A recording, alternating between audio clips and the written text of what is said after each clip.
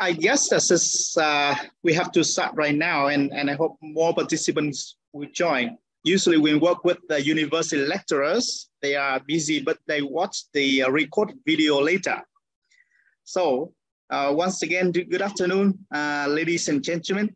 Welcome to the third webinar in the series of webinars in success in research and writing and publishing, organized by CML Regional Training Center, CML ReTrack, in Ho Chi Minh City, Vietnam, and sponsored by Regional English Language Office, U.S. Embassy in Hanoi.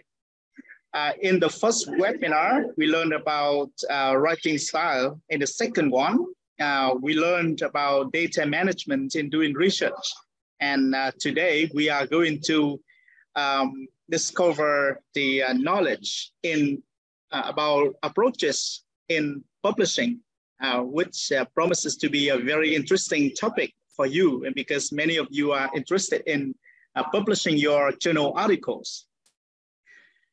For those of you who did not join the first and the second webinars, I just want to let you know that we have already posted the two videos, recorded video of the first and second webinars on the Tech4Teach platform, in which we cut some breakout sessions and keep the main sessions of the webinar. So if you missed the first two webinars, please download or watch on YouTube the first and the second webinar to learn all about the series.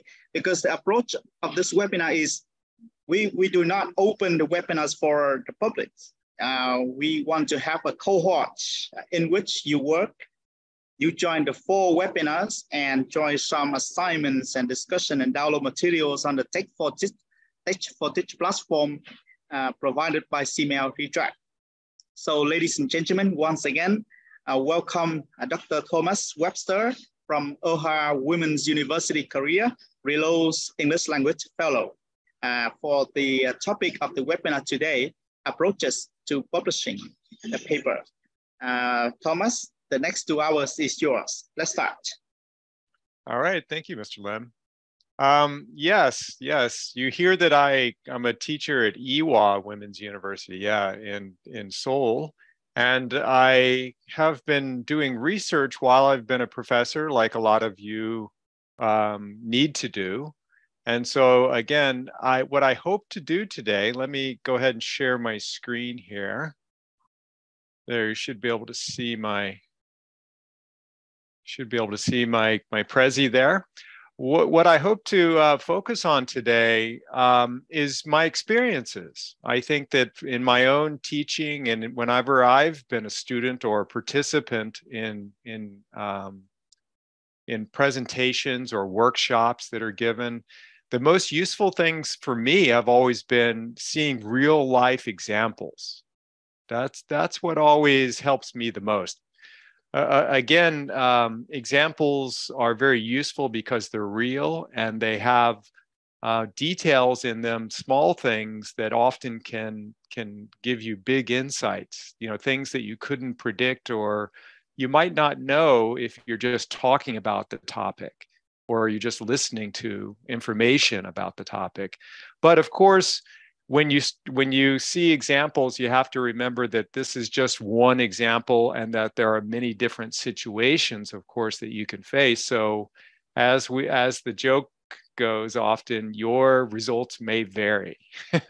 That's often used to show you that each person's situation can be quite different. So you have to be adaptable, okay?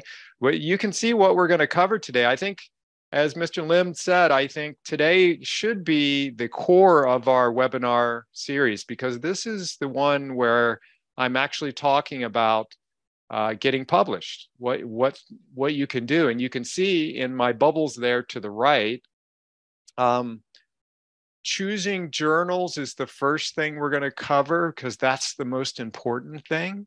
And then I'm going to show you the review process, just tell you about the steps and what happens. And I'm going to show you some examples. I'm going to first give you examples of my experience with one of my publications. I'll show you what I did from the writer's perspective. And then I'm going to show you, I'm a reviewer for a number of journals as well. And I want to show you some examples of my reviews of other writers' works. And I'll show you a sample of them to really give you a good idea about what's possible, what can happen. And finally, I'm going to talk about the long-term success. I want to show you, as I mentioned earlier in another webinar, I want to show you some of what happens as you publish, how you get kind of solicited, how you get connected with research, with future research. So once you start doing research and getting published, it opens doors for you that you may not realize. And I like to show you real examples. So I'm going to show you some of the kind of doors that have been opened for me, and hopefully those same doors or kinds of doors will be opened for you. So I guess what I'm trying to do in the long-term success, the last part today, is to give you hope and to give you kind of optimism. Because at the beginning here, I'm going to be a little bit realistic with you. And again, like I did at the beginning of the webinar series, I want you to have the right attitude going in when you are about to be, you want to get published and you're thinking about publishing. Okay. I like to begin by having a graphic there showing hurdles, because it is, I think that the first thing you have to keep in mind is that when you're going to publish, even when you're successful in the best top journals and you look back on it and you go, wow, that was great, I did it. But when you look back on it, you actually had to jump over a number of hurdles. And this is not only sometimes, or it's not unusual. This is just the way it works. When you publish, you have to be tough. If you want to get published, you have to be strong. You have to realize you're going to have hurdles in front of you. Everyone does. And so you have to just keep running. You can see the two things that I want to kind of focus on in the intro here specifically are just some basic notes about publishing. And I want to talk about the 3 different stages that you go through to get published, just to remind you of some basic important steps. Okay. Okay. First thing to think about is you're ready to publish, right? Well, are you ready to publish? The first thing that you need to do, if you think you're ready to publish, like you've done your research, you've done it, you've completed it, you are thinking about, okay, I'm done with the research and it's time to publish. It's time to start thinking about publishing, because we've, maybe you and your team, or maybe you hopefully and a peer, another researcher like you who have worked together, you guys have finished and you feel pretty good about what happened. You have some results and you're ready to write it up and publish. Well, the first thing you should think about is that in order to get published, you actually have to choose where you're going to be published.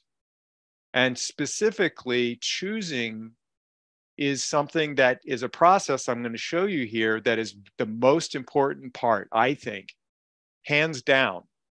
The most important step in successful publishing is for you to realize where your audience is, which journal fits what you have done and gives you the best chance to actually be accepted. Think of it, this is the way I like to think of it, is that, when you apply for a job, when I don't know how many times you've applied for jobs in your life, but I'm kind of old.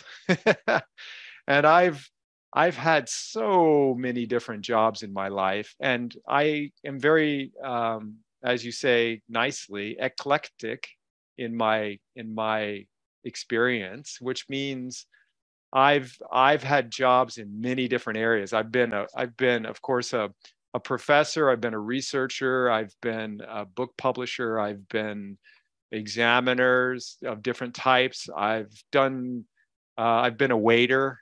I challenge my students. I tell them, try to guess a job that I haven't done in my life, any job. And students, it's actually kind of hard because I've done some form of a job. I've had, I think in my life, over 50 different jobs in my life. What I mean is, with this example, is that in all of those jobs, almost all of them, I've had to provide a CV. In order to try to apply for the job, I have to give a resume or a CV. I have to fill out the application. And the key that I learned very early on, because I teach about job interviews too sometimes, is that the most important part of getting a job is to customize your resume for that position. That doesn't mean that you hide things or that you lie or you do anything unethical or anything incorrect or inaccurate. What it means is that you tailor it. You decide how you arrange it and what you focus on so that what you're showing them is what they're looking for. You got to remember that if you look from the people who are trying to hire you, if you look from their perspective, what do they need? What do they want? If you keep that in mind, what are they looking for? Rather than what do I want or what can I get? If you take their perspective, then you can better match up with what they need, because they look how they are going to choose. You know, when someone wants to hire you for a job, they're looking for fit. They probably have a lot of different people that kind of meet the requirements, so to speak, but what they're looking for is fit. They want it to fit well with what their needs are. Okay, so that same thing is what you should keep in mind when you're publishing, so that it's very important for you to consider that target journal's requirements. And so you can see I've highlighted the word in black, before. This is something I didn't learn. And again, this is a time saver. This tip here is especially for you guys, because we all talked about how much time is important and how little time we have and how we have to be careful with our time. What you need to do is decide your target journal or journals. You might have more than one. We'll talk about that. But what you want to do is choose that journal before you actually start writing your paper. You don't write your paper and then choose the journal, because that requires, then what will happen is you will need to change your paper later to fit a specific journal. Okay, so it's very important that you do that, that you think about, okay, let me go look at that journal and that journal's requirements before I start writing. And this is the tip that I give everyone from the reviewer's perspective. I've been a reviewer for a number of journals. I still am for many years. And I can tell you that the biggest problem that I see is bad submissions in terms of spelling, in terms of formatting. And you would think that spelling and formatting are not important. This is not true. This is not true. And the only, and kind of counterintuitively, so against what you would think maybe, the reason that proofreading and checking for errors, small little errors, why that is so important is because these, again, taking the other side, not from your perspective, but look at the perspective from the editors and the reviewers' side. When they get a paper and they're deciding, will I accept this or will I reject it? They are looking for clues as to the quality of your research and writing and all of your abilities that you need to publish. They are looking for clues They don't have time either. They're busy, just like you. And they have tips. They are experienced in finding the articles that look like they are going to be easy. They are working with professionals. And if they are working with someone who is a professional, if they get a paper that they decide whether they want to accept or reject, sometimes the little details, especially on the front page, in your title and your abstract, especially title and abstract, you cannot have any errors at all.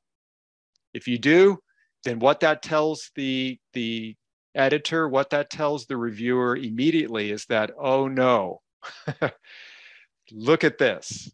They didn't catch on the first page, they didn't catch this simple mistake. And guess what? We say that colors their judgment.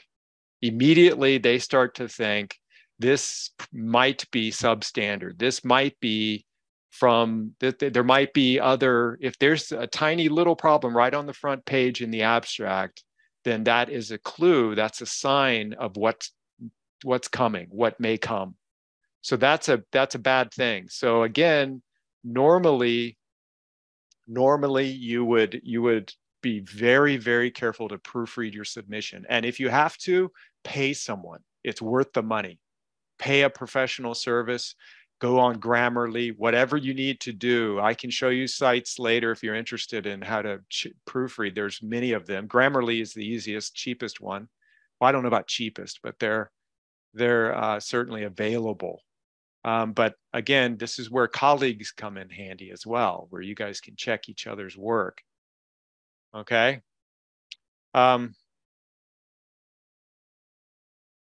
Yeah. Whoops, let me back up. Beep, beep, beep. Let's watch. I have a very short video here. This is a video from Sage. If you know Sage Publications, they're a very big publication. They're kind of a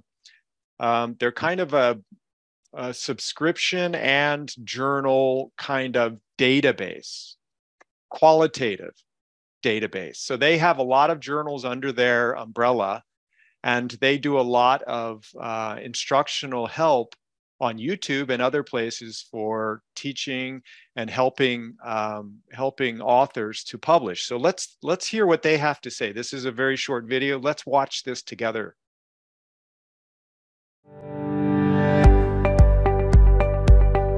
After you have thoroughly reviewed and finalized your work, you're ready to share your research paper with your peers in the academic community. Navigating the submission process can seem daunting, but we're here to help.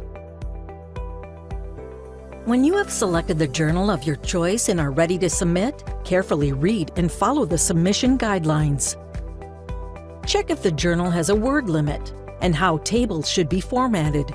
Don't forget to check the journal's font size and margin requirements. Be sure to use the correct copy editing style too.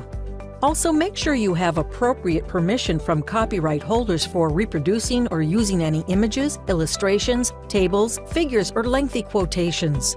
Check whether your manuscript needs any disclosures. This might include funders, potential conflicts of interest, and patient consent. Finally, create a title page and cover letter if the journal guidelines require this information.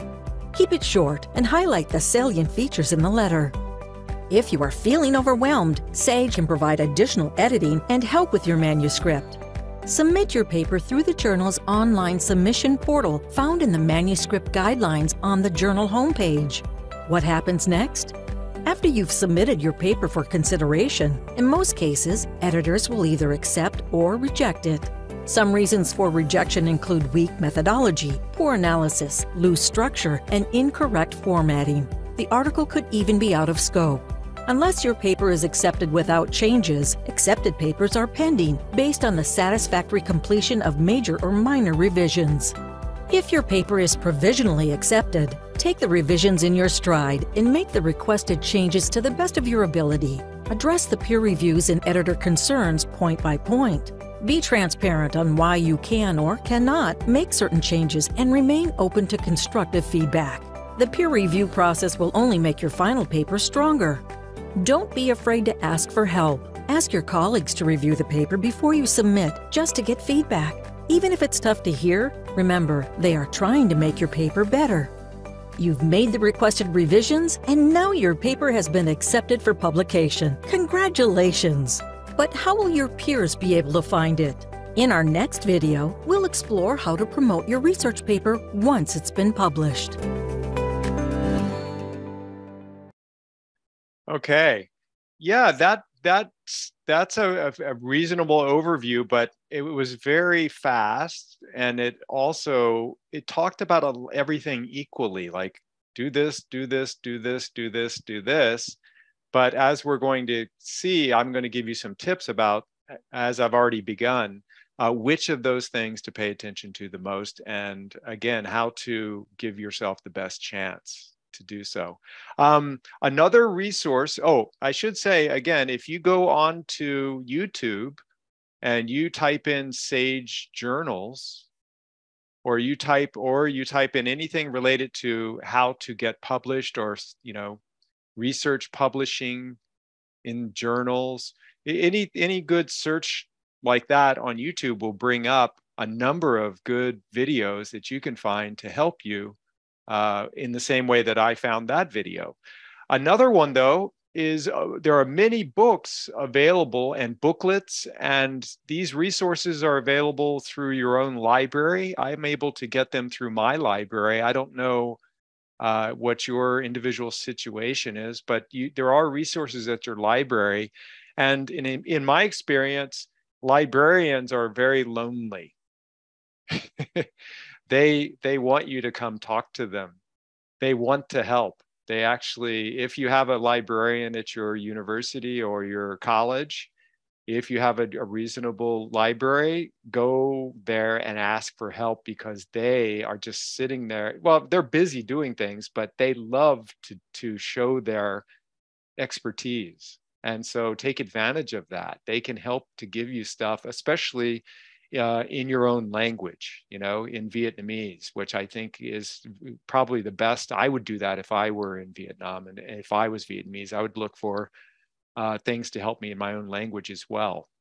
But this is a resource here on the screen that one of the participants in our earlier webinar gave us this link for searching for books and articles, especially books. And so I typed it in. I used it. You can see I typed in getting published in academic journals. And this first one by Linda Olson, this Guide to Academic and Scientific Publications, it's a PDF and it's good. It has a lot of good information in it. So you can go here. You can see that there's also specific publication tips and advice for different areas, marketing. I saw a lot of things for business or for engineering or other areas, but you have to find ones for your own, like humanities or language teaching, whatever your specialty is. Okay, but anyway, again, that first one is a good one there. So I recommend that one from Linda Olson if you want to find a resource that's going to give you some tips beyond what I say. Here's where I want to start real quick. I'm just curious. I don't know the answer, so I thought, I'd like to know the answer. Type in right now on the right, how many times have you published in your career? And don't be shy. Don't worry. Everybody starts out. But if you've never published at all, just type a 1 in the message in the chat. Just type a 1. Yeah, if you've done more than twice, like me, put a 3, or in between, put a 2. Yeah, I'll wait a moment, see how you guys. Yeah, it looks like we got a mix. Got a mix of those who've done 1. Yeah, you guys shy, you don't want to type 1, 2, or 3? Yeah, that's okay. It's okay. I'm not asking only in English. So yeah, wow. Yeah, 20. You would put a 3 there for sure. Yeah, I'm reading the chat here. Yeah, okay. So we're getting a lot of 1s, 3s. No twos yet. So it seems like people, yeah, it seems like everyone is either not published or published a lot, not just. So, I have to say that I kind of anticipated this would be true. I didn't expect to get two at all, and I'm very surprised that I didn't get any twos, because, wow, I guessed that one pretty well. You know why I guessed that, don't you? Because, like I said, once you start to publish, it's easier. It becomes easier as you go. That first one is the hardest. That's the hardest one. Because once you do that, you go through the process, you start to figure it out. You start to learn and you have motivation. Yeah, it's definitely the most challenging. But once you get past that, it's a big hurdle. But once you get past that first one, you're going to start to, you will get into it, hopefully. But yeah, I expected that. I anticipated that, because that's been my experience, and all my colleagues who publish their experience. They publish a lot, and not publish a lot regularly, but they don't stop with just once. It doesn't. It doesn't just come and go. You should stay involved, and things continue for you. So let me give you some. Again, these are going to be kind of harsh. I hope this is not negative or too difficult for you. But again, starting out is always hard in anything you do, but publishing especially, it's really hard. It is. It's hard to get that first one published because you don't know what you're doing. And so that's why I'm here today, is to give you, and in this series is to give you some tips. Rejection is the norm. That's reality. It really is the reality of publishing. But remember, like I said earlier, you learn nothing from winning. I love that quote, because you really do learn if you pay attention, if you keep your cool, keep your emotion, keep your sense of purpose, and feel confident. Keep your confidence. Don't let a rejection be personal. Yeah. I'm reading some of the comments here. Yeah, that's it. This is what I'm going to talk about. You're right. Dong Huyen, you said that at least we get the reviews from rejection. That's exactly what I'm going to talk about later. Hopefully you get good quality information in that rejection, in the review. But again, as I see the other comment, international articles are harder than doing local ones, especially, in English. So again, this is why I say that you should be systematic. And what do I mean by being systematic? I mean that you need to have your process down. You need to make things easier for yourself. And so you really do need to not just kind of try something and then, okay, well, that didn't work, I'll just try something else. Okay, well, in other words, you can't just, you're making it harder for yourself, and it's going to take much more time if you don't actually have a plan. And it doesn't matter. This is something I learned only through years and years of experience. It doesn't matter if your plan is good or bad. Having the plan is the most important thing. Again, it's just like rejection in publishing. It doesn't matter if you get rejected. What matters is, do you learn from it? Do you learn from it? Do you let that rejection stop you? Do you think it's too hard, it's not right, it's not worth it? If that's you, you're not going to get through it. You just won't. And when you're systematic, you think, okay, I'm ready for this thing. I've got a plan. I'm going to try this plan.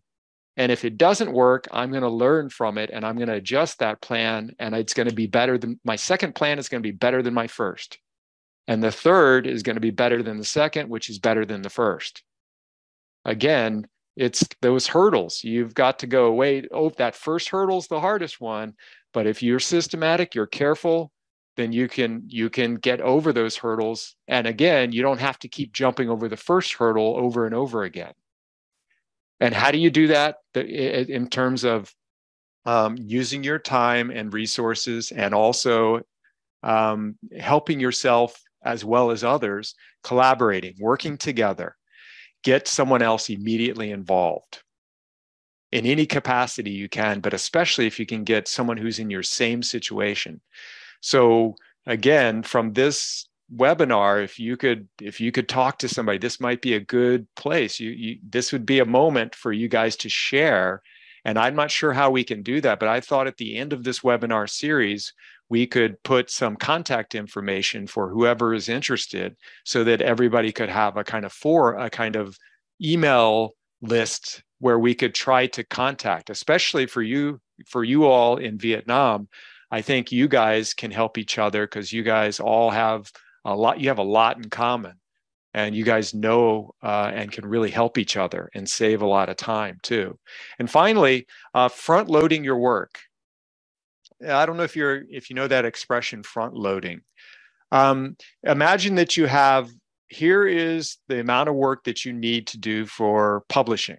Okay.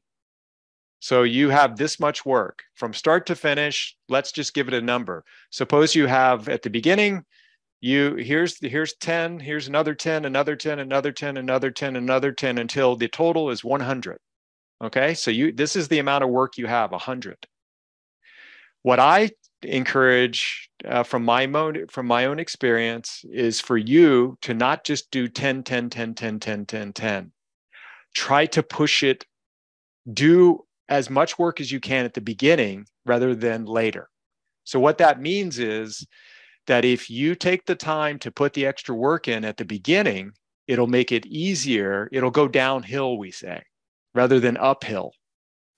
And it also, the bonus of that, the main reason to do it is it gets your chance of success. It improves your chance of success greatly, because that part of that front load work will make your work look more professional from the beginning. If you can put that extra work in to proofread, for example, and to be careful from the start, then that is going to be noticed by these publishers, by these reviewers, and they're going to let you through doors that you might not have gotten through. And later, that's less work you have to do to fix things. But of course, you have to be willing to do the work, especially when you're a beginner. You're going to have to revise more and more and more. But again, if you can do more of that at the beginning, you increase your chances of getting through. Okay. So this is from Sage also. I like this diagram they gave in one of their videos. This shows you the kind of course, and it is a course to getting published. And it looks nice, right? It's like, okay, let's see, secure funding. Wow, really? You can get some money? I can say because of my research area, I've never been able to secure funding at all, ever. Maybe you can. But conduct your research, that's where I begin. Then write your article, submit your article, have peer review, and then you go through the revisions and you resubmit and you get accepted. Yay! Congratulations, as the video said. And then you go online, and it's these days, this is what happens these days, that your article will be published online first. Before the publication date, the print publication date comes later. For example, I've shown you my paper that's going to, the print publication is January 2023. It's the month of January 2023. It's already been published online, however, from October. So you can see October, November, December, January. That's a full 3-4 months ahead of time, right? So if you're trying to get published, if timing is important to you and you need it to, for your requirements for your teaching, I don't know if you're lucky enough to have tenure or be a tenure track or whatever the requirement is for your job, you should realize that how time works with publishing. You cannot, I can say, from the time you do your research until the time you actually get published, the shortest possible is 6 months.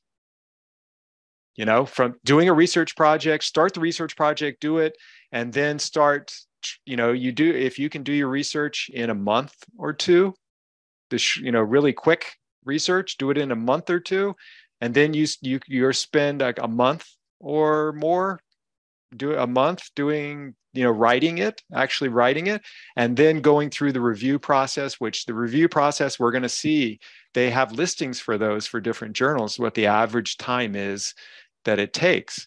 But the entire process, 6 months is a minimum. And I can tell you that I've had friends who have gone through the entire process and been rejected after 2 years. That's a worst case scenario.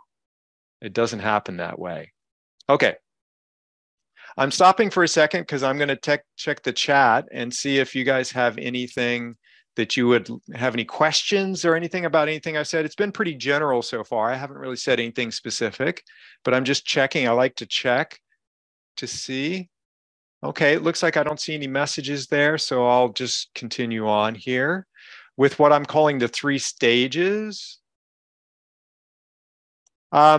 Here is the peer review process in a nice graphic. This is what happens.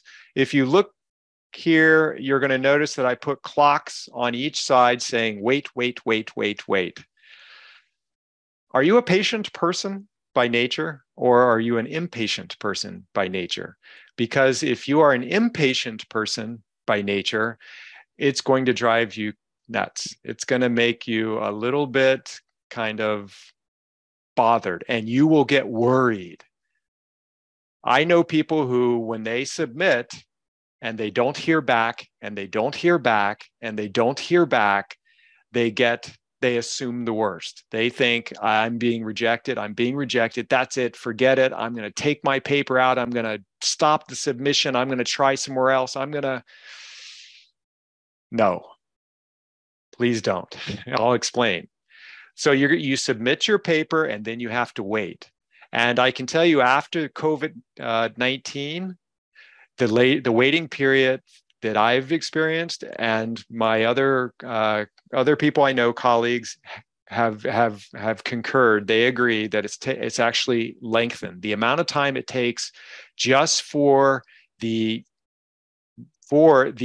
the assistant editors, the first person who looks at your manuscript, looks at your paper, they will check really quickly to see if it fits.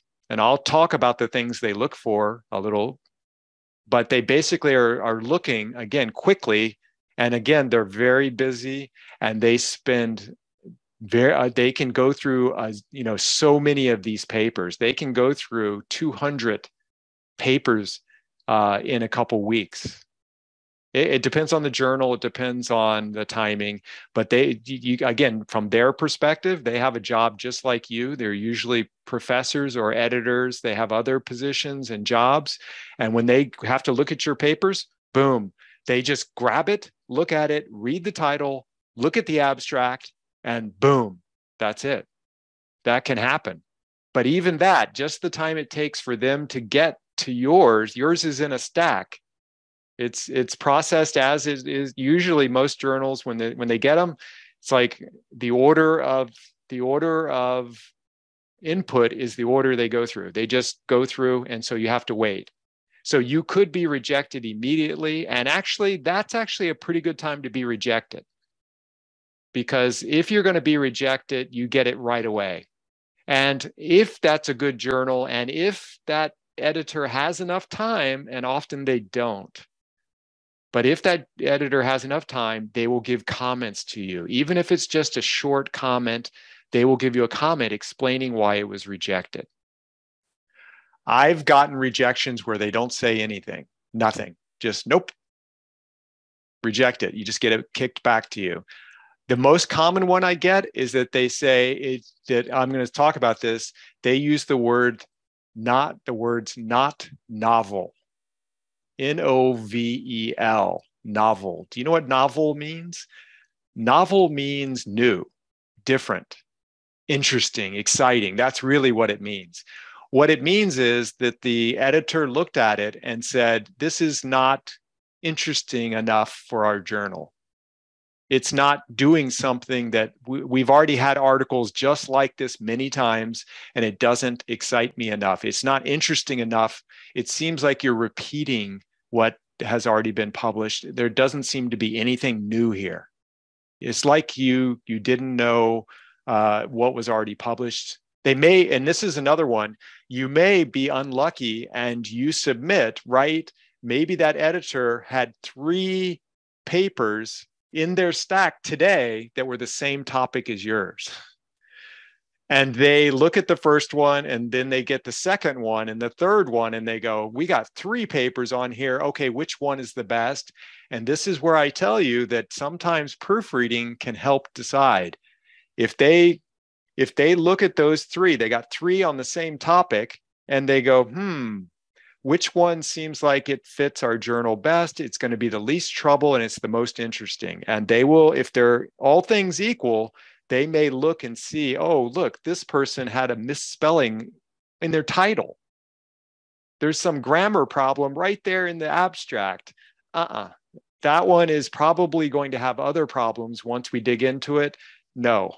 Then we'll take the other one and we'll tell these other 2, your topic is not novel. I already have another one.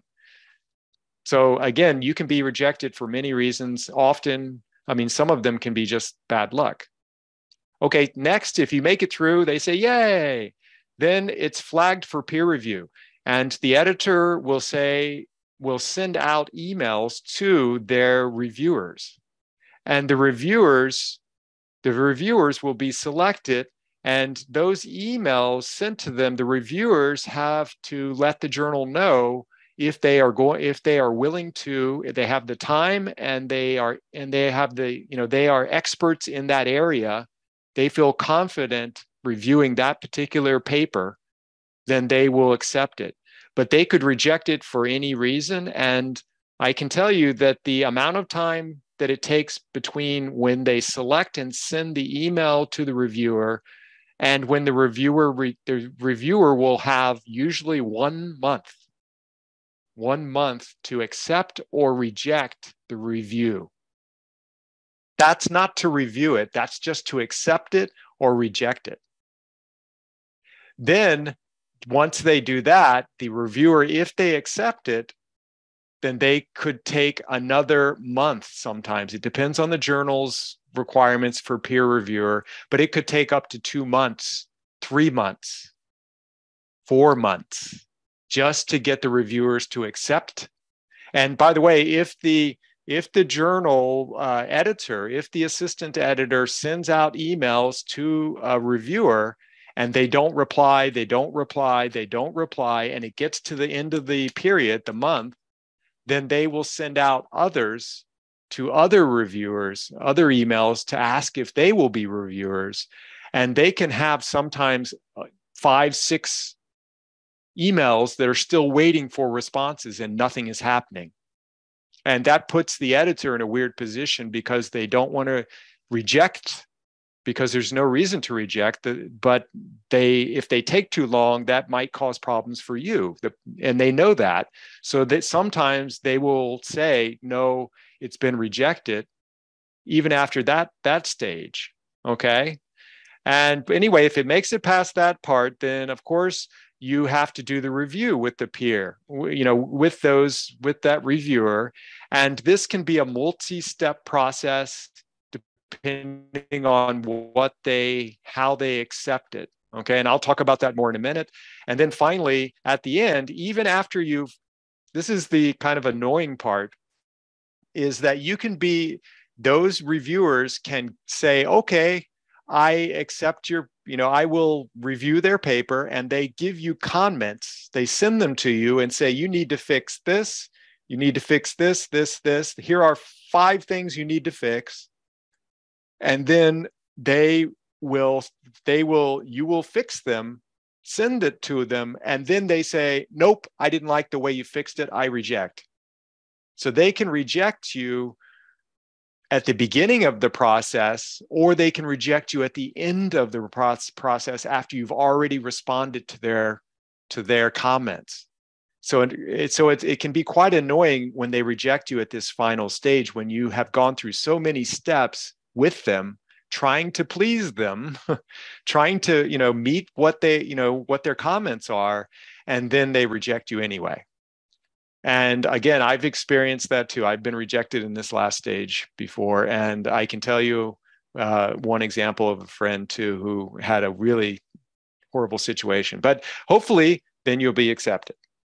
So again, this is the normal process. I just went through this to get my paper published. And I can tell you that the longest part for me was trying to get the peer reviewers selected. I actually contacted the assistant editor when it took 2-3 months beyond what I thought. And I wanted to know what was happening and whether I should pull my paper back out. But the editor told me that no, actually we have 6 invitations sent out, and we're having trouble getting peer reviewers now because of after COVID, there's been a big amount of submissions. And we don't have a lot of reviewers, and it's been a bottleneck, as they say. So I waited. And because I waited and waited, I was able to go through the process and got accepted. But again, if I didn't know that, and if I didn't have patience knowing the process, I would have thought that I must have been, there's something wrong with my paper because it's taking too long. But it wasn't true. It's just the process. Okay, I'm looking at the chat here. When one journal rejects my article, can I revise it and submit it to another? We're going to talk about that. Yes, that is exactly the process that you will do. Let me get into some of these basic considerations for the 3 stages. Okay, you have the writing stage, the submission stage, and the review of your manuscript. In the writing stage, this is the most important part for the writing.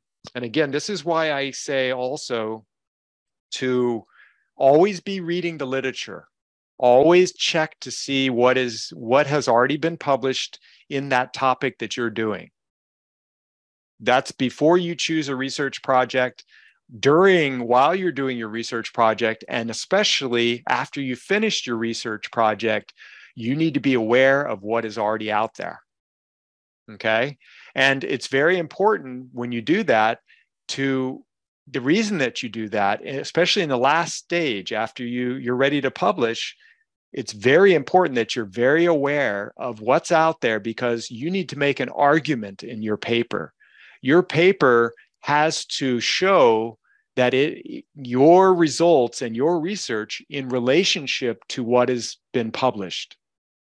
And it doesn't mean you don't have to be perfect. You don't have to go check every single thing and be perfectly up to date on no. But what I mean is you generally have to be up to date, and particularly for that particular journal. So before I consider, when I'm about to write my paper, I go grab journals that I think I have a chance to publish in, and I go see what has just been published in the last year, 2 years, 3 years on my topic. And I read it thoroughly, carefully, because I got to fit my argument into that. I have to show that I am building on what has come before.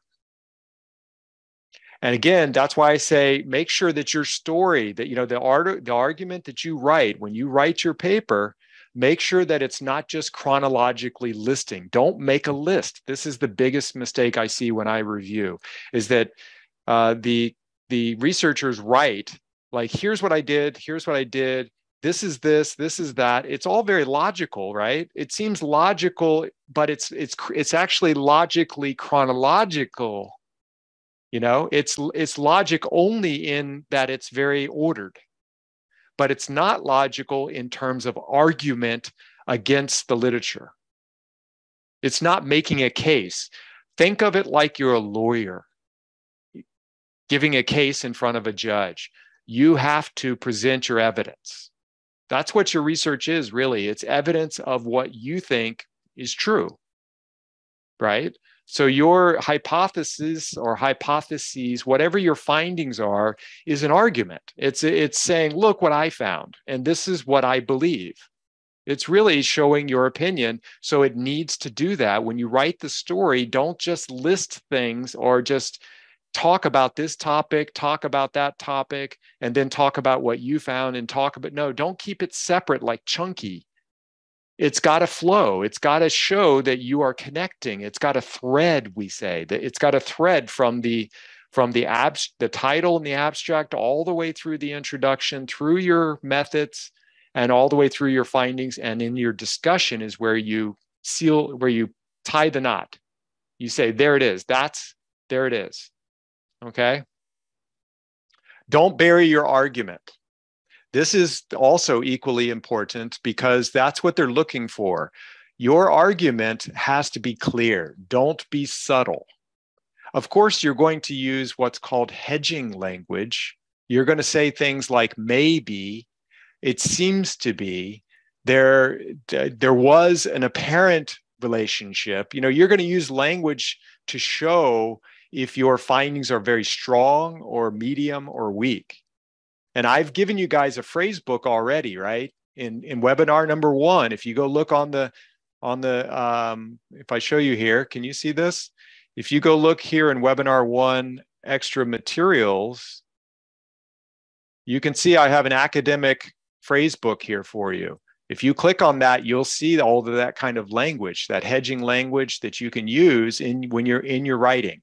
So this is a very important book, this bank here. I recommend it. But you're going to do that. But what I mean here is when you're giving your argument, you need to make it clear in the abstract, in the introduction, especially, because that's where the editor and the peers who are reviewing will look first.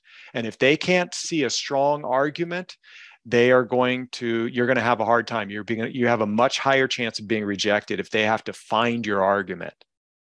Again, I can show you an example of that. Get help. Anywhere you can get help, don't be shy. Don't act like you're a beginner, and you shouldn't, I don't want to show that I'm a beginner. I don't want other people to judge me. No. Again, forget about looking like something. Get help from anyone you can.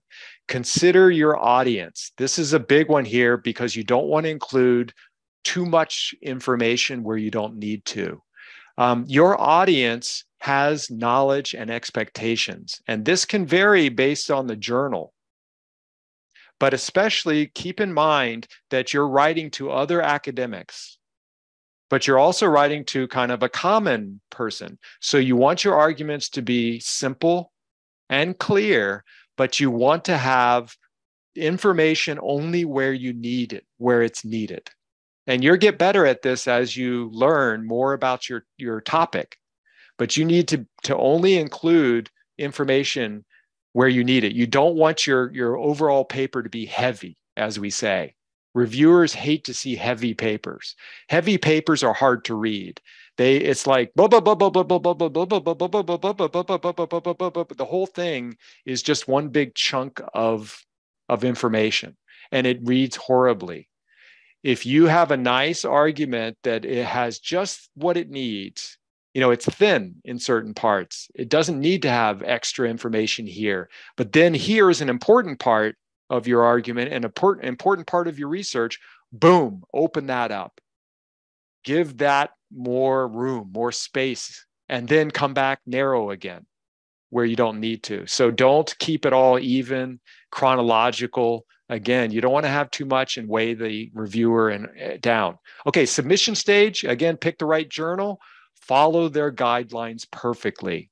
And again, every journal has a PDF that you can download that you can see exactly what their guidelines are. And it's not just guidelines for referencing style, and it's not just guidelines for how you handle tables, as they said in the SAGE video. It's also guidelines about what to include and how to phrase it, sometimes they're very specific what they're looking for. Again, be careful, especially with your referencing style, because they can say we're APA. We use APA, for example, but they may use APA, the old style APA, the 6th edition, not the 7th. They may have variations. Maybe they say we use APA, but we do this differently. So again, each journal has their own, and it's very annoying actually, because you think that they could all agree on something, but they don't.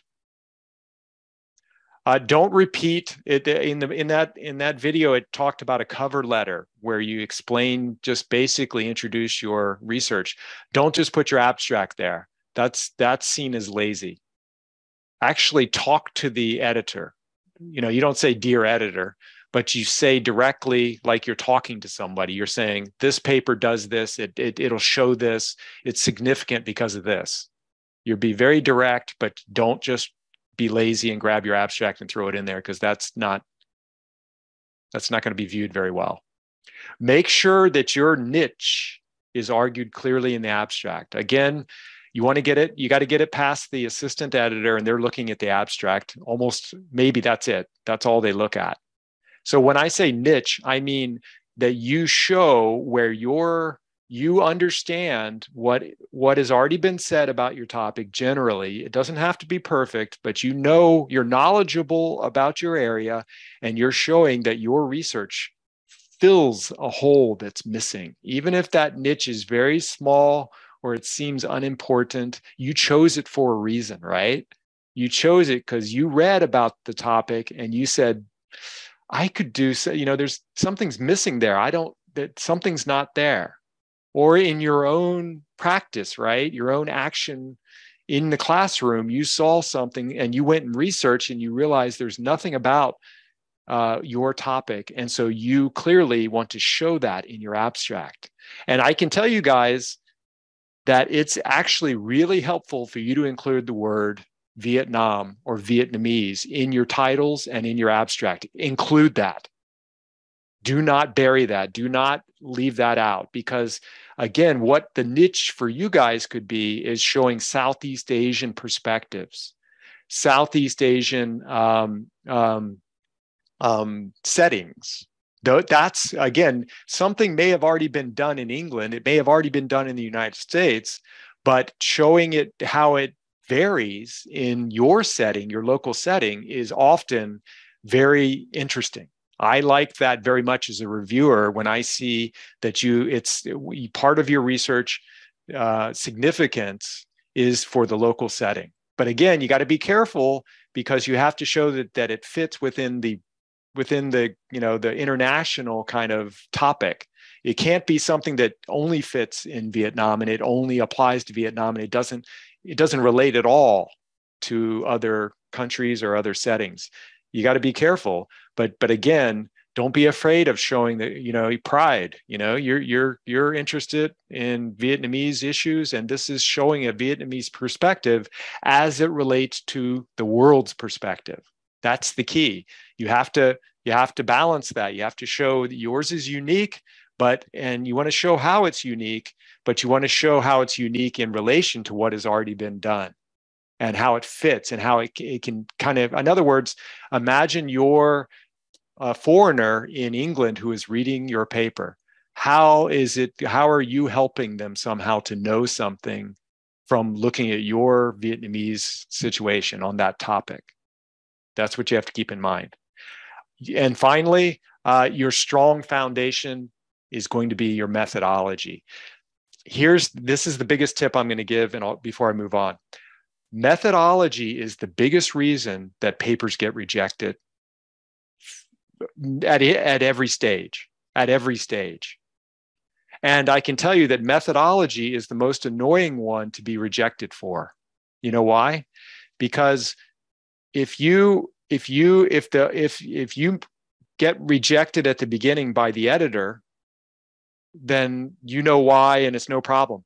But if you have a methodological problem, if you have a theoretical framework problem, like that, it may not be noticed exactly with the editor, because maybe your abstract looks good, maybe it seems like you have an interesting niche, and it'll make it past, because the editor's not looking that carefully. They don't have time. That maybe they're just looking and they go, oh, it seems okay. And then they throw it to the reviewer, and the reviewer looks through and says, okay, I'll take this, I'll do it. And then they review it. And then when they give you comments back, they tell you something that, oh, your framework is wrong. You have a fatal error, actually. Now that I look carefully at your paper, guess what? You can't fix it. It's like having a car. You know, if you have a problem with the wheels on your car, you can replace the wheels. If you have a problem with the the seats, no problem. You have a problem with the color, no problem. But what if the frame of your car is bent? Guess what? You got to throw the whole car out. There's no fixing it. You can't do it. If your research, and the reason is that they cannot fix your research. You cannot fix your research methodology. You can't go back and change it because you already conducted it. It's done. The review process tells you how to correct your paper or how to correct how you're presenting your data. So what I mean is, if your research methodology was good, then you probably can fix any of the other problems with showing your data or how you wrote it or your argument or you can fix everything else. But if your methodology of conducting your research was wrong or has a fatal problem, it's going to be rejected, and it may take longer to get rejected because it might take a while before they realize, and they look at it carefully and go, oh no, I'm sorry you went through this long process and you had hope, but no. In the review stage, if you get past the editor, that's the hardest one. If you get past that editor and the editor says it's sent out for review, never, ever, ever, never, ever, never, never, ever, never, ever, ever, never give up. It may take 6 months. It may take 8 months. I'm telling you, this has happened to me so many times where I thought, I've got to yank it. It's taking too long. I've got to pull it back. There's got to be a problem. It's got to be my paper has a problem. Nope. If it gets past the editor, if it doesn't have a methodological problem, if it doesn't have a serious problem, like I just said, don't give up. It has a decent chance of getting published. Never give up, because once you get past the door, that once the editor lets you in, you've got an in, and it's so hard to get that in. Never give that up. That's valuable. Stay there. Respond to reviewers when you're dealing with reviewers. Be direct with them. Don't be afraid to be direct with them and say exactly what you think. And remember that sometimes you know more than your reviewer does. So the key is that you want to make it a good experience for you and the reviewer. So be polite. And again, be careful, because I can tell you here in Korea, a lot of Korean writers write in English like they do in Korean. And the manner in Korean is quite different than the manner in English. In Korean, they use more imperatives than we do in English. Do you know what I mean by imperatives? Imperatives like you have to.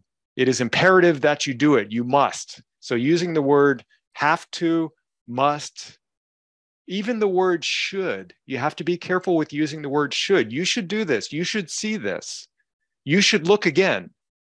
Be careful of that kind of language use when you're dealing with reviewers, because you may make them angry. Because remember how hard it is when you're sending an email to understand the emotion of the other person who wrote the email. That's why we have emojis, right? We put smiley faces. We put all of these little, GIFs jumping around to show our emotion, because it's so hard to see what we're feeling. And the reviewers, you can't put emojis. You can't put emojis in your feedback and in your comments to the reviewer. So you have to be very careful of the manner of your talking. Again, get help. Challenge reviewers, though, again, with justification. If they say something that doesn't make sense, don't be afraid to challenge them politely, because you may know more than they do, particularly about your own methodology. Think about timing and reputation, the trade-off between the two. The higher the reputation of the journal, generally, the longer it's going to take. That's not always true, but there is a relationship there that's good to keep in mind. If you want to get into some of the best journals, then you have to invest longer or more effort generally. And Again, that begins when you decide on your research project too. So think about that, how that relates. And again, you're going to be rejected many, many, many, many, many times. Don't let that upset you. Just learn from it. You should be so happy to get feedback because it's honest. You know, hopefully it's honest. It's almost always honest, though. It'll be very brutal and very hard on your ego, but it will be very clear and you can respond to it. It'll help you always. This is why in the last webinar, I pointed to, if you're doing a qualitative approach, you need to think about your epistemology. You need to think about where you begin as a researcher, because this is the thing I talked about. If your car is bent, it'll be bent right here. You need to make sure you do not bend your car frame. You want to start with your research on solid ground. So you need to be consistent here in all of these four basic, well, the first three especially. You need to have a solid methodology based on a solid paradigm that comes from a viewpoint that is consistent with those other two. And if you don't, you have a bent car and they will notice it and they will reject you late. And it'll be really terrible. Again, for quantitative, the same thing. Make sure that you know what you're up for. If you're going to do experimental, then you need to do it right. You need to do completely double-blind, randomized controlled trials. You have to do the hardest thing. You have to. If you're going to do quasi-experimental, that's easier and you have more freedom there. I recommend that myself, especially for beginners, that it's hard to do an experimental one from the start with controlled trials. Of course, observational stuff might even be the easiest because then it's more, it's more controllable and you can make small errors that you can get past. Okay, but again, don't forget that, because this is the thing that you're going to be rejected for late, and it'll be really hard on you the most because it can't be fixed and you have to just start over and you have to junk the whole research project. Again, front load.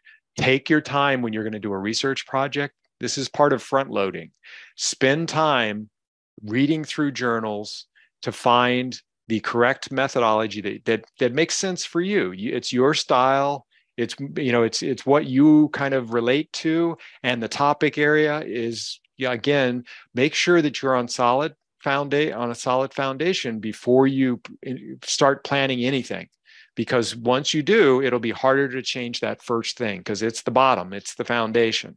So again, take more time at the beginning before you get going, and it'll save you time later, and it helps you to have better success. Okay? Yeah. Do you guys have any questions about anything so far? Okay, I have a comment here. I still do not get a clear idea why under qualitative the paradigm includes those two, positivism and post-positivism. That's something I can't explain very easily, I think. That's just a kind of standard. That list that I got is a standard list. It's not just my own. That's just the most common listing of those paradigms. And generally speaking, though, as I mentioned last webinar, generally speaking, positivism is based on objective facts in the world. And that kind of is an old viewpoint at this point.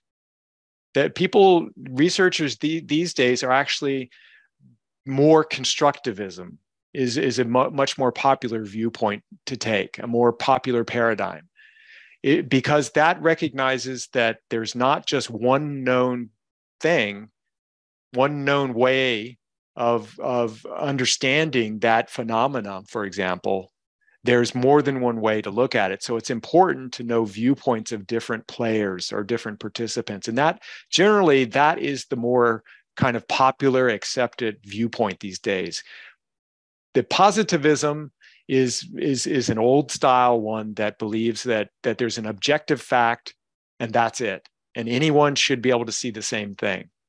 But we've seen that there's a big problem with reproducing research these days. That's been a big crisis because people try to go repeat these old positivist research from 1950s, and it doesn't work. They do it again and it doesn't work, and they do it again and it doesn't work.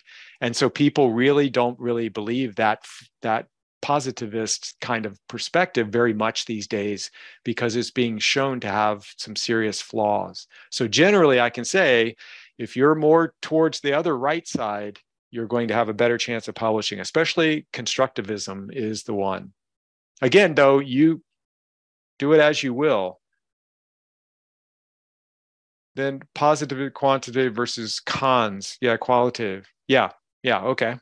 I'm going to move on, though, just in the interest of time, I see, because I want to get right through some of these details. Choosing a journal that matches your manuscript is the most important step. So consider the fit. Again, what your topic is, the scope and the style.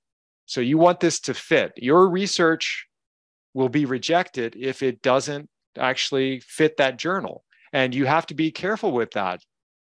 The timing also, as I said, you have to be careful about that trade-off. And especially with your planning. Planning is related to the timing. Do you see I have top down, middle, bottom up? Here's what I do when I'm going to publish. I have a journal that's like my high journal. I hope that's the best journal I think I can get into. Here's the one that if I can't get into that one, then I'll try this other one, this middle tier one. And if I can't get into that, then I'll try that low one that I have a pretty good idea I can get in, but I'm not going to get as much reward for that. So I will find a place for my research and publication so it's not wasted. So that style is called top down. You start with the hardest journal first and you go down. You can start in the middle if you want, because maybe that's a more realistic place to start. But then again, you eliminate the top journal. There's trade-offs. If you begin at the bottom with the lowest one, you may get accepted, but then you don't know if it could have gotten more. So again, this is something you gain with experience. But again, don't be afraid to try. And again, just be systematic. Try out different methods, but don't forget that should be part of your consideration. Do I want to try the hard journal, the middle one, or the low one? Again, it's up to you what you need for your teaching requirement or your school, what you need for yourself, and what you realistically think you can do. And the best way to decide this is by talking to someone else, because you can't decide that by yourself. Let somebody who's objective and knows this give you some tips and say, oh, I don't know about the top one on this, Okay. Let me get back to here again. Here's resources. I've got 5 journals finders that I'm going to point out for you here, but the first 2 are important. Again, reading the literature is the best way to find journals. Just constantly be reading journals for many reasons. Your peers are also going to be good at giving you advice, because if they've published, they can give you the best advice, especially in Vietnam. You have Vietnamese journals or you have other ones? Yeah. Okay, now look at these other ones here. Excelsior, the journal author name estimator, which is called Jane. Springer has one. Wiley has one. And then, of course, the kind of gold standard Web of Science is the one I'm going to illustrate here, the manuscript matcher. So I'm going to buzz through these, just show you these screenshots. And I want to use a paper here. This is a colleague of mine who I publish with a lot, Jung-Bae Sun. He was my PhD advisor, and he actually, when you do a PhD, you often want to reward the supervisor. So when you try to publish your research, you want to include your supervisor as a kind of thank you for spending the time to be your supervisor. So that's what he's doing here. Andrew Philpott in Japan, I know, did his PhD with Jung-Bae. And he rewarded him by including him and, of course, getting help. But I can tell you that Andrew did most of the work and designed everything, and Jung-Bae was a guide, because that's what his purpose was as a PhD supervisor. And I did the same thing with him.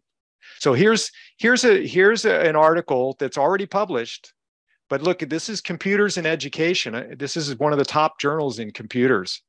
You can see his abstract and his title. What I did was I grabbed his title and his abstract, and I searched to see what journals would these things suggest. So they published in Computers in Education with this topic. If you look at the journal finder in Excelsior, here's what they did. If you plugged in that title and that abstract, you would see that they recommend the International Journal of Education Research. You can see it gives you impact factor. It gives you how often it's cited. It gives you the acceptance rate. It gives you how long to the first decision. It gives you time to publication 3 weeks. Wow, that's really quick. That's great. And you can see that this Learning and Instruction is a much better journal than the International Journal of Education Research. Look at the impact factor. It's triple. And look at the acceptance rate. It's not that, it's actually better, but it takes longer, 6 weeks, and it takes 18 weeks. See, there is a general relationship between quality. Cite score is much higher. But you can see that this Excelsior gives you a lot of information. They're pretty good. Here's another one, Jane. This one gives you different. Look, it says maybe Frontiers in Psychology, or maybe Journal of Medical Internet Research. Again, this high quality open, it gives you all these different things, and it tells you about the article influence here, right? It tells you how important. This is like the impact factor, but it's not as accurate. It's not as good. So I don't think Jane is quite as good, but it can be helpful to get journals. Look, Frontiers in Psychology. That's a really good journal for a lot of people to get into, because they publish a lot. They have a lot of editions. And so that one I recommend to you generally, because if you're related in any way to psychology, that one, they take a lot of volume. They have a lot of articles to publish. The next one, Springer, you can see with the same, you can see I plugged in the title and the manuscript abstract, and they recommend Asia Pacific Journal. And they impact factor, sometimes they give them, they don't. Look, first decision, 47 days, no acceptance rate. When I search with this Springer, I think it's not as good. They don't quite, they give, it's usually they're missing one of these 3 bits of information. So they're not quite as good, but they can help you. Education and Information Technologies. Yeah, that would be a pretty good journal to publish in for this topic, I think. I think that's the best of the 3 I see. Okay, Wiley, these last two are the best ones. Wiley has over 1,600 plus journals, it says, that it keeps in its, in its editorial kind of supervision. And so this is one of the best ones. So if you put the title and the abstract in there, here's what you get. You get the impact factor, you get other relevance here. Again, basic, it's really simple. This is a really simple one, but this one, when you search, you get journals, especially for you guys, because I checked with your background, and you guys mostly are in the humanities and language learning, and this Wiley is specialized in those areas. So this is the one for you guys. See what it gives? TESOL Journal, TESOL Quarterly, Modern Language Journal, Computer Assisted Language Learning, British Journal of Educational, again, Applied Linguistics. This is the one for you guys. This is the one that's going to be most helpful for most of your topics, I think. Okay, so if you're not involved with computers at all, this is the one for you, Wiley. Okay. Oh, and I can tell you, be careful of foreign language annals. My colleague who had to wait 2 years before he was rejected, it was with this journal, and I think they've done better lately, but I stay away from them. I would not try them. But again, don't go just from that one experience. But I can tell you that I would go with something else before that one. Just my own personal experience. Okay, here's the gold standard. This is free. Do you notice that it says here up in the top right that you can log in or create a free account? So you have to have an account here. But once you do, create your free account, then you can log in, whoops, and you can search just for journals. Just do a search for journals generally. Or you can do what's called the manuscript matcher, so that you click on this button. And when you click on this button, you get this one pop up.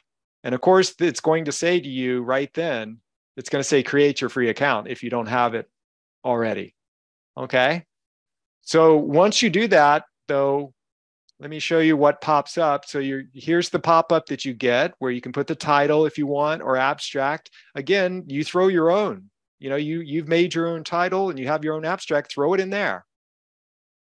Then you get listings here. And again, look what popped up here, Frontiers in Psychology. Yeah, it'll pop up a lot. That one, if you're involved with any kind of new methodologies, that one will pop up, and they publish a lot. I recommend them. They're not that highly rated, but again, I think because of their volume, you have a good chance of getting in.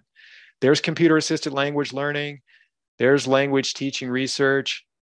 They give you, again, some other one. Arab World English is an unusual one to get, I think. But anyway, let me show you real quick me using it, okay? So here I am. I hit Match Manuscript. Again, I can log in once I have my account, and it'll pop you in. It's already got your information there with your password. Hopefully you've saved it so you don't have to type it in again.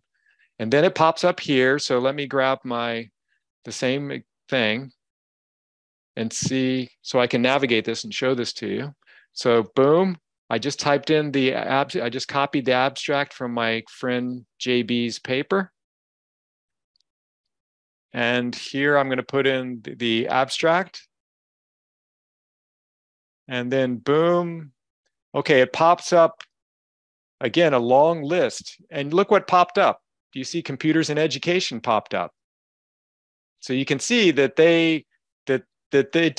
this was one of the matches was one of the journals that they picked. And I can tell you that they used this. They used this to determine where to publish. But also, I can tell you, JB, my friend JB, has experience with computers in education because I'm a peer reviewer there, and we published in that journal before. So he has some experience working with them. He knows. So he was probably wanting to lean towards them anyway. But they did pop up here. But look, this one is good. Look, Sage Open is there. There's lots of different ones. And again, there's lots of tools here. You can limit by country and region. We could type in different countries. We can find different access and different reports that you can get, right? I don't want to spend too much time on this. You can just play with this. Just go one day and just go play through it and see what you learn, okay? So again, this one is really the most useful one for researchers. And again, if you don't have an abstract yet, you can just clear that out. If you just have, maybe you don't even have, you haven't even, maybe before you start your research, again, at the beginning, you want to say, well, what if I did a topic like, let's see, just put in some words, children, smartphone. Well, I keep doing smartphones because that's my topic. Let me try this. Children, L1 input leads to fluency. Just whatever, right? Like whatever you're thinking of is your topic. I don't know. I just came up with that. Let's see what it would tell me. What would be a good journal to publish that in? Applied Sciences, Clinical, Sustainability. There's Frontiers again. See, it'll pop up. Medicine, Molecules. Yeah, Bio. Huh. Do you see it's giving me a lot of like medical stuff? What word here has to do with medical? Children. Let's take children out and see what happens, because children often medicine, you often get hits with medicine. Well, we're still getting some, but yeah, we're still getting clinical. Why are we getting clinical? But again, you can play around with it, but you might want to put, maybe the L1 did it, but let's put English, children, L1, and fluency. How about those? That's a better search. General.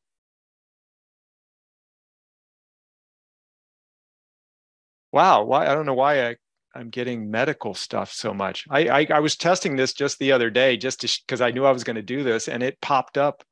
I didn't use these terms though, but yeah, don't worry. Anyway, it'll pop up. But I can tell you, if you go to Wiley, you'll get lots of hits for sure. That's why I recommend Wiley for this topic. But even in this one, you should be getting better hits. So don't be discouraged. Anyway, use one of those. But again, I recommend either this one or Wiley as very helpful to you. Okay. Basic elements of peer review. Here's what can happen to you. There are 4 possible outcomes. The first one is rare. Get accepted as is, where the reviewer says you don't have to do anything. Of course, with minor revisions or with major revisions, or they reject you. Okay. I'm going to show you an example of my going, again, computers and education experience with JB, with my friend, who we went through. We had 3 reviewers, and we got the first 3. We got accept as is, reviewer number 1. Reviewer number 2 was accept with minor revisions. Number 3 reviewer was accept with major revisions. So we had quite a mix, and that can happen to you. And sometimes what one reviewer says may be in conflict with what another one says, and you have to be careful how to handle that. Again, it's easier if you have a friend to help. So what happens is, once you submit your paper, whatever the publication is, they will put it in a form for the reviewer to look at, the editor or the reviewer. So here's ours. You can see that they assign a manuscript at Computers and Ed. They give you a manuscript number. They talk about, all these things, keywords, corresponding author, my institution, again, the abstract. It tells all the basic information. And then what it does, if it's a good journal, it will do this. It will put numbers throughout your paper, so that when you're reviewing with reviewers, they can say line number 13, page 2. Page 4, line number 16 to 23. It makes it much more specific. Okay, so you will get a printout of this. You can get a printout of this, but this is what the reviewers will see. They will see just this, with no names, of course, or any of that. The editor sees the title page with your names on here and your identifying information, but the reviewers do not. So this one is for the editor, and this one, it will be for the peer reviewers. Of course, if you get rejected, then the peer reviewers will never see this. Only the editor will look at this, and this is what they look at. I can tell you that when editors are busy, they look at your title, they look at your name, they look at your abstract, and that's it, and they make a decision usually. If it seems good enough, then they might go on and start looking at the introduction and start going, but that's the way they're going to do it. Okay, so here's the entire paper. You can see put in here, right? Oh, that's not the entire paper. It's just the first 3 pages. Here's what happened. Again, the first reviewer said, accept as is. So I didn't have to interact with them. Reviewer number 2 said minor revisions. Here's what I recommend. When a reviewer gives you comments, make a table like this. Make a table that here's the reviewer's comments. Here's what they actually said. This is me kind of paraphrasing, right? I believe that the authors need to differently. Some of this is exactly what they said. Some of it's just me. I think in this case, it's exactly what they said. But then here's me kind of talking to my co-writer. I'm saying that this is what we need to do to address this, I think. And so I send this to if I'm working with someone else, like I was working with JB, he sees this and he makes comments about what he thinks, how we should address it. Okay. Then the next thing you do, again, once you do that, then you go on through the entire paper that way. And then on the next stage, you actually show with your table, this is what the reviewer will see. The reviewer, you say, here's your comment, and then here is our response. Here's what we've done to address that specific thing. You can see you list the lines, the page, you list exactly what you changed very carefully. So I recommend, you can see, very careful addressing what they say directly. This sentence has been added to the conclusion section. 5 new recent references have been added. You can see you need to address them. By the way, this was only reviewer 3. We had to go through 3 steps with reviewer 3 because they had major changes, major revisions. So reviewer number 2, we made happy earlier. Reviewer number 3, we had to go through 3 steps. So don't let that, again, never give up, and be polite, but make it very organized. Use tables whenever you can. The journal may ask you to use specific ways of responding, but if not, use tables. Tables, reviewers love tables, especially when they're saying like, here's what you said, and here's what we did. And if you have an extra comment, if you want to argue, you can say comments. I do that sometimes. When I want to argue, I say, I didn't do anything. Sometimes I say, no changes were made. And then I explain myself in comments. So it's up to you how you do it, but I do recommend you use tables and that you're very specific and you don't give up. And you realize that you need to be polite with each of them. Okay, look at this. This is the paper. See all the yellow parts? That's all the stuff I had to change through the peer review process. Do you see? That's nearly 20% of the paper, of the text. That's quite a bit. It's like 15%, 20% of the paper. Especially, you can see a lot of chunks had to be changed. Again, be prepared. The peer review process is helpful. It makes your paper better, but it takes a lot of work. So once you get accepted and once you start the review process, don't get too excited because you still have a lot of work to do. And again, you just have to navigate it. Going through the review process is just like writing the paper, except it's harder because you're not writing it for yourself. You're writing it for that reviewer or 2 or 3. Okay. But again, you can see that I had, even this successful paper, look how much I had to change. And when it was changed, this is the final paper here. Again, this was from 2015, Computers in Ed. There's JB and I, and this is the final paper. And by the way, look, it tells you, this is something when you're looking at reading research, this tells you how long the process really takes, right? That search engine on Wiley or on the Web of Sciences can tell you the length of time, but this is better because it tells you, look, this was received. I submitted it on April 19th, 2014. Received in, I had to go through revision. It took me from April, May, June, July, August. It took me that many months to go through the process, and it was finally accepted on the 22nd, and then it was published about 2 weeks later. So this is the best tip, the best information when you're trying to choose a journal. This helps because you can see how long the process actually usually takes. So you can make judgments about how long it will take you. And that can vary, by the way.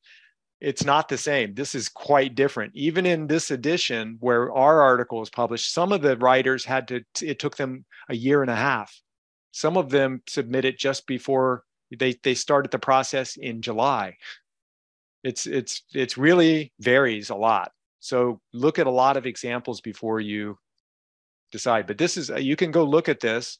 And again, something I want to just point out here is take a look in my abstract how I'm pointing out exactly my argument, kind of, or I'm talking about my process. Notice here that the research aims and questions are very clearly stated, separated right here. And they're clearly listed, and the methods are shown. Again, here's an overview of the 3 stages that I did. Again, overviews are always good, I said, to include. And notice in the results section, I talk about, again, I give the overview kind of it in this case, and I give, I start to give specifics, and then you can see, where do I want to point to here? in the discussion, this is where you want to go back and address your questions, right? Your research questions. And this is very important. Take a look at how I wrote it here. Because I think this is a pretty standard example of how you should directly talk about what your findings, what happened in your research and how the research questions were addressed. And in the conclusion, do not repeat the discussion. The conclusion is the best part of the paper. I love conclusions, but they're often very short. But what they're going to do is, this is your chance to say what you feel, what your implications are, what your inferences are. This is a chance for you to actually tell things that are kind of like telling the other researchers, what you felt about the project, kind of like where it could lead to, or how it relates to other research. So when you're looking at other research, really look at the discussion, but especially the conclusion, because this is where you can find research projects for you. This is where you can find those niches, those things that are missing, because they will tell you, that the author will tell you very clearly, usually, what they think is important to focus on. By the way, you can see right here, look where I said, during classroom observations, it was noted that students ubiquitously use their smartphones to text. Can you see what I did there? I noticed that smartphones, this was research done many, many years ago. Smartphones were brand new, but we started to notice in our research that smartphones were popping up everywhere and they were becoming an issue. So I pointed that out here, and guess what my next research project was? Smartphones. Again, you can find research topics by doing that, by looking in the conclusions of other papers. Okay, so I'll go through this part. Finally, I'll be looking over here. Can I get the PDF of this article? Yeah, I'm not really supposed to share that, but I can do that through, yeah, I will. I can give you the PDF. The basic elements of what I want to talk about here is just basic peer review from the reviewer's perspective. Now, I'm going to show you me as the reviewer really quickly to let you see how I did it. Ethics is something you have to be careful with. Again, you can kill your project. It'll be rejected if you don't follow basic ethics. You have to do not mention anything about your participants in your paper. You cannot do that. And I've seen it done. Everybody should know that, but I've seen it done, and it can blow it. You have to you cannot, of course, list yourself when it's being reviewed. You're not supposed to show anything about what the reviewer says to your work. I'm allowed to use what I'm using because I took out all the names and identifying information, and I'm using it for educational purposes, so it's okay. But often, I don't know how it works in Vietnam, but often you have to have an ethical board approve your research. I've seen researchers do this and then they get in trouble because they didn't go get approval from their school, and then they get in trouble. Again, do your research, front load, make sure that you do everything. And when you're doing your research, make sure that you do it correctly. Especially if you're doing quantitative style, you really have to make sure that everything is anonymous, super anonymous, and no data manipulation, of course. Again, you have to have basic ethics or the reviewers will notice it and you'll be rejected, and there's nothing you can do about it because your research is done already. Types of peer review are different kinds where they list them. Generally speaking, double is the most common, double anonymous. That's where the author and the reviewers are hidden. I don't know the names of the reviewers, and the reviewers don't know the names of me, my name, the author. Only the editor does. The editor knows everything. And so that initial decision from the editor is the gatekeeper. And that's the hardest step, I think, really. Okay. Again, you have those 4 possible situations, but the first one doesn't really happen. So let's look at accept with minor revisions. Elements of a good report, by the way, will have a short turnaround. That means the reviewers should be quick. They should look at all the aspects, the quality, the data, the images. They should be easy to understand. There should be substantial comments in logical order. Reviewers do not always do these things. I've had really bad reviewers review my papers, and I have to educate them, kind of, because I'm a reviewer, and I do that very politely. I say, could you? It would be helpful if you could. I'd like to understand more about your perspective. That kind of language is necessary. Overviews, hopefully they give you that. That can be one of the most important parts because it tells you where you are and whether you have a good chance of publishing or whether you don't have a good chance. Specified edits, very specific, is better. Strong weak points highlighted, very specific. Again, you're lucky if you get all of those things, but here is the, look at this. This is what a couple journals use this. This is what the reviewers have to address in their review. This is the instruction to the reviewer. To what extent does the paper do all of these things? You can see in black, it goes through all the main sections, right? Abstract, introduction, methods, results, conclusions, interpret, arrangement. Look at number 9. Can it be more concise? Can it be simpler? Again, the reviewers are supposed to address each one of these in their review, but not all reviewers do this kind of thing. And the directions are different for different journals, but that's what you can expect. And finally, at the end, simply after you address this as a reviewer, you simply check these. We say, was your paper, is this paper a major importance, important, or minor? If it's minor, if they checked minor, you won't see this, by the way. You won't see this. The only thing you will see is the second one, accept or reject and how. But hopefully, again, if you don't bury your argument, you're going to be important or major if you choose a good topic area by doing research. Minor importance, minor significance can kill your paper. Here's accept with minor revision. Do you see I've given specific things that they should address? But look at the red here. I'm giving them a good overview. Do you see I say overall, the study and the write-up appear to be sound in conceptual framework, methodology, and reporting. There are some minor issues. Do you see I make it very clear here? This is the kind of, therefore, this paper is deemed publishable with minor revisions. I didn't have to say that, but I did. I gave confidence to the writers of this paper, hey, this is a good paper, it's going to be published. I really believe strongly.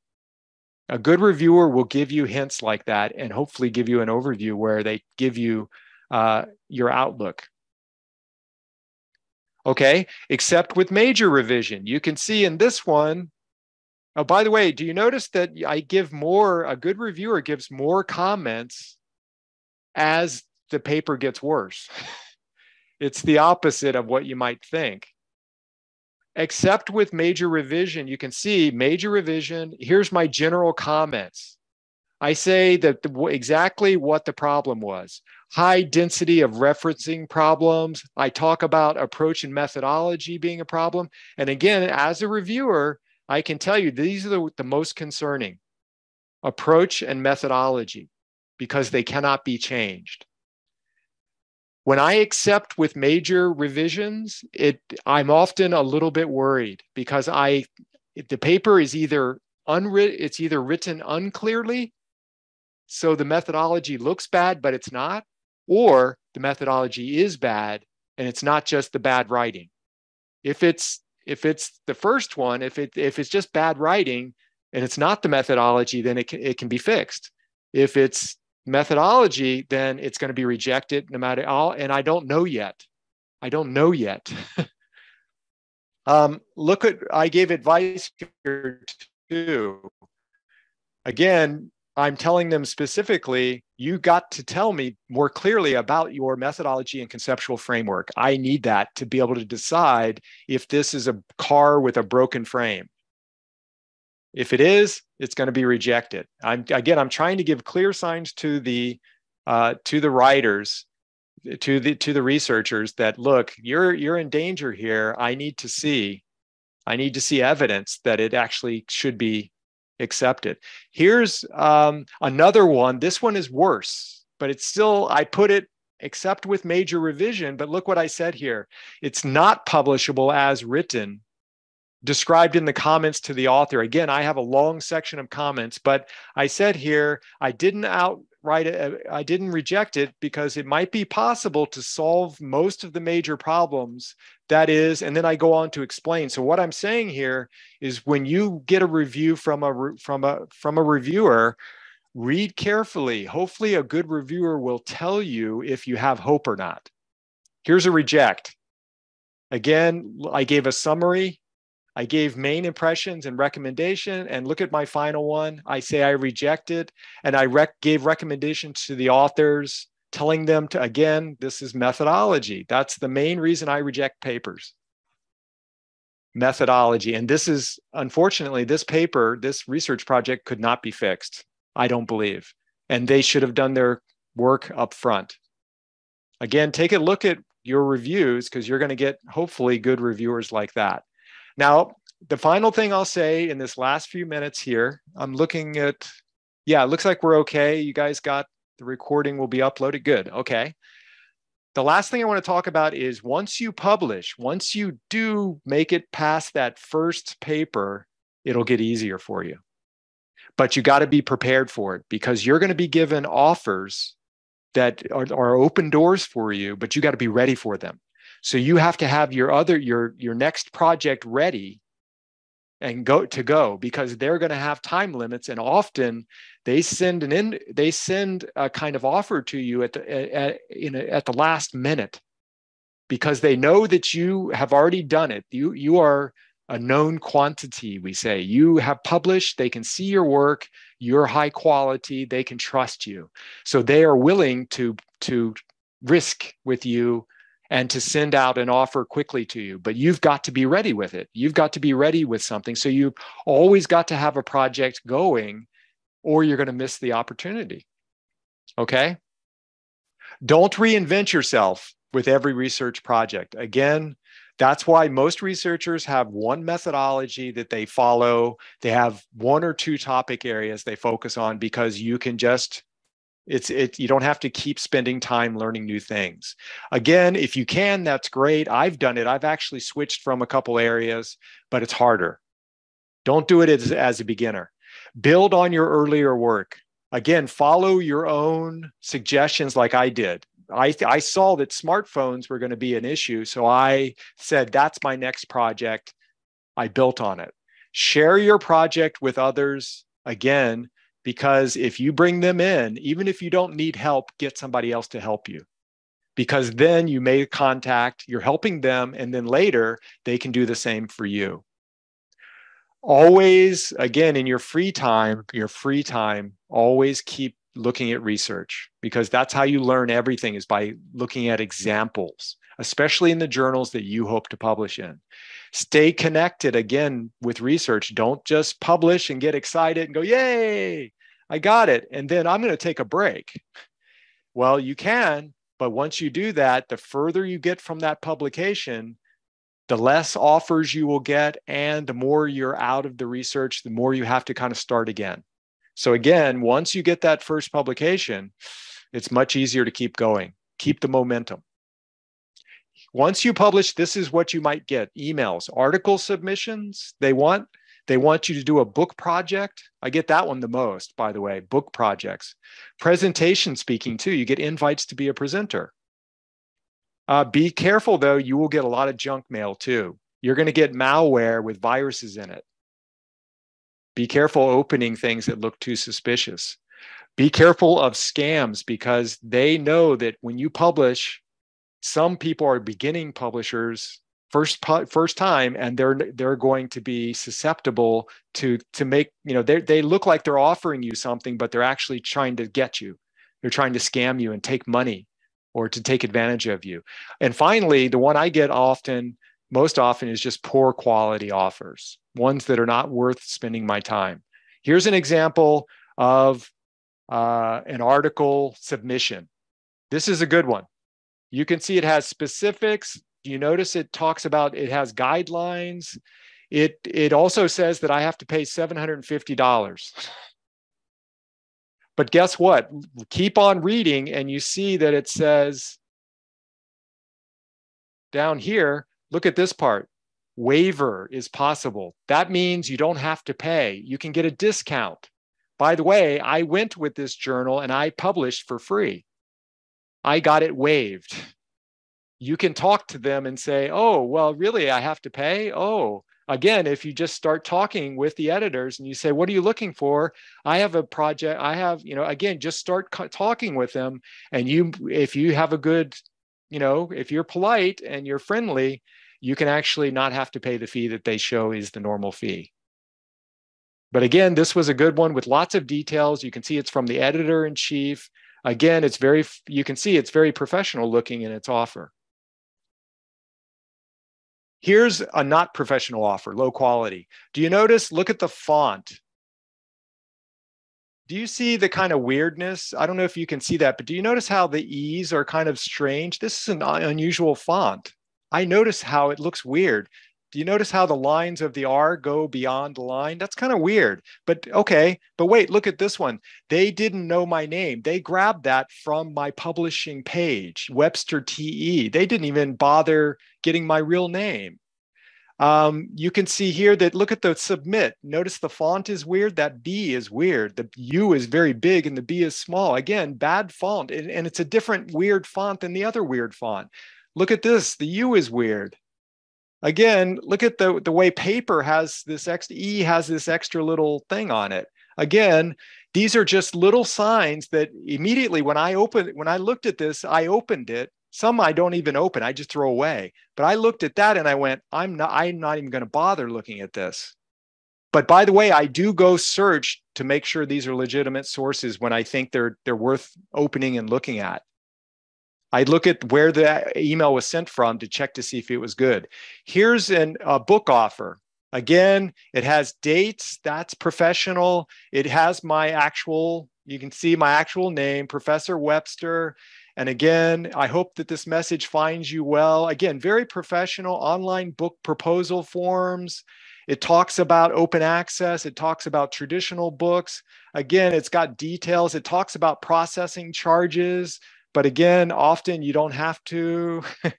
You can get special discounts. Again, once you just start publishing once, you're going to get offers like this.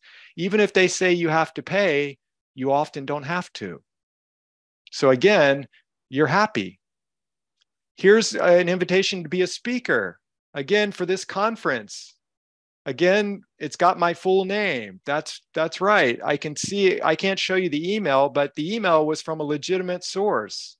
Your expertise in the field. They think I'm an expert because I published. Again, looking forward to your favorable response. Do you see? They want me to say yes. This is the best possible situation for you. If you want them to want you. Again, I didn't do anything special. I'm no different than anyone else submitting a research project. But just because you published once or twice in a good journal, once you get that one good journal, you're going to get these offers, and you got to be ready to take advantage of them, because then it's easier. You got the momentum. Okay. Questions? That was very fast. I wanted to give you a lot of examples. I hope those are useful. I'll try to put the PDF of maybe of both my articles. I'll put them up for you. I'll just say, please don't share them on a public forum, because I'm not really supposed to do that ethically. And, as far as the publication guidelines, I'm not allowed to share the article on a public source, but I can share it privately. Do you guys have any questions about anything? Yeah, I don't see anything yet. Do you guys have anything you want to ask? No? I hope that's a good thing. I hope that's not a bad thing. I tried to give you a lot of information here, and I hope it wasn't too much. Oh, good. Okay, it was helpful. Good. I'm not sure what prey journals. It says, can you share about prey journals? Oh, you mean, okay, the scammers. Again, you have to get that from experience. And again, this is yet another reason why you should work with someone else. Work with someone else so that you can have two people decide whether you should open that email. And be careful opening emails. Before you do, hover over it, right? You know about that, right? Just hover over where it was sent from, who it's from, and see if that's a legitimate source. See if it's a university or if it's from an organization that is trustworthy. Go on the internet and Google it. Go search it. I do that every time. If I don't know it, I check it before I even open it. Don't click it. So many of them, I look at it and I go, nope, I'm not opening that. And I click it and I get rid of it. So I actually have a scam folder I could show you where I put emails that are scams in there so that I remember not to do it again. I can go look at my scam folder and say, aha, I saw you before. But yeah, just make sure it's from a legitimate source. And then again, look at the title, what it says. If it's not customized to you, or if it has misspellings, or if it's, again, there's just flags. We call those red flags. Look for anything strange. Again, this is why I say that you should proofread your paper before you submit. It's so important for you to proofread that first page, especially because editors look for those little signs like I do for this. They look for things that are going to be clues to show you that something's not right. Okay. Again, the next webinar will be exploring the process of teaching. So I'm going to get into the kind of, especially through a problem-based learning approach. That's my approach because it's more interactive. I haven't been able to be interactive with you guys in this forum for many reasons, but I'm going to talk about that approach in terms of how you would teach methodology and how you would give information to others, to your students. Okay, and as usual, any feedback is welcome on the webpage. I think we have a place for those, for you to do that. Okay. Good. I'm glad everything was helpful, and I'll stop sharing. I think we've reached. Thank you, Thomas. I got some questions in the chat box that some of you did not see the video recording of the webinars. I have just confirmed with the tech team, and they confirmed that they have already posted the first two webinars on the Tech4Teach platform.